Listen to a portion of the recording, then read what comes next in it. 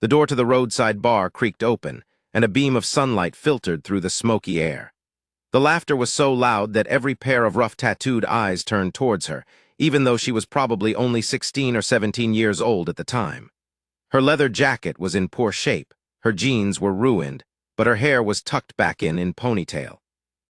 She held onto the edges of her jacket-like armor as the audience reacted with confusion, curiosity, and laughter. At first, it appeared to be a cruel reaction to something that seemed out of place, but then the laughter began to subside as hooting. The Iron Wolves, one of the county's most notorious biker clubs, had never known anyone like her until now. Tank, the biggest of the male scouts, leaped back and gave a jolt of joy as she rode among steel monsters who lived longer than she did.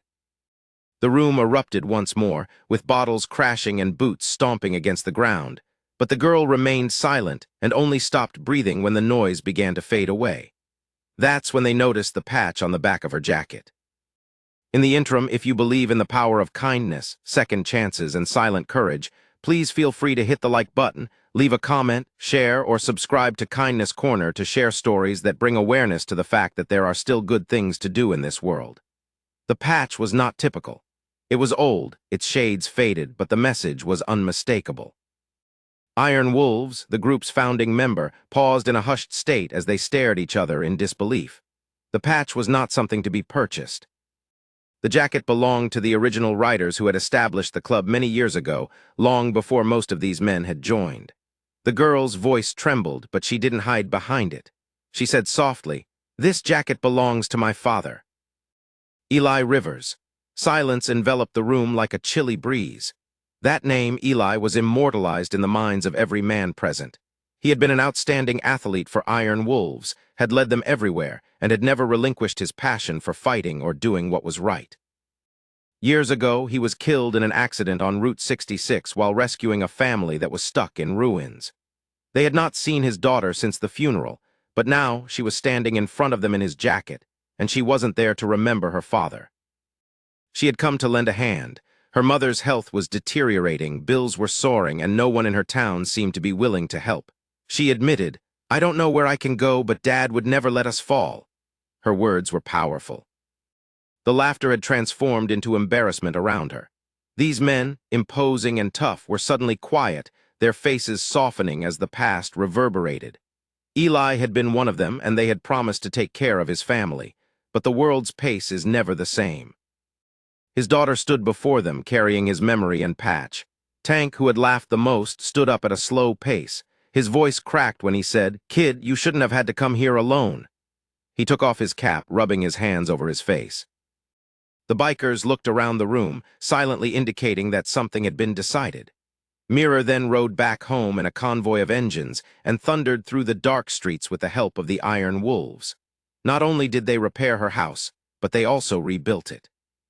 The following day, neighbors were amazed to see 12 bikers painting walls, repairing fences, and carrying groceries.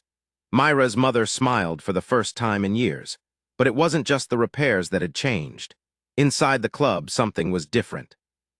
They transformed Mira into a peaceful representation of what they had lost and found. Their long-standing allegiance, which had been buried under their pride, came to fruition when they started organizing charity rides, delivering food to impoverished families, raising money for veterans, and visiting children in hospitals. They wore their patches with great enthusiasm, always remembering the purpose of starting. During each ride, Mira rode her father's old bike, which was restored by the same men who believed they had nothing left to fight for. The town resorted to calling her the Little Wolf, and later on, at the Iron Wolves' annual gathering, Tank presented her with a cloth wrapped around her head. A custom-made patch was placed inside, with Legacy Rider written in smaller letters. The men observed her sewing it next to her father's original patch, and not a single eye remained dry. With a faint frown, she looked up at them and smiled. Dad had said, "The patch doesn't make you strong, it reminds you who you ride for." The words echoed in the quiet chamber. Every man in that room realized that their bond was much deeper than just leather or thread. The sentiment was one of love, loyalty, and the kind of bravery that wouldn't require a roar to be heard. As the Iron Wolves marched forward, the young girl with the jacket that told the story louder than any engine was noticed. She wasn't just carrying her father's legacy, she was also writing her own. If you have a heartwarming story to tell, please consider liking, sharing, and subscribing to Kindness Corner.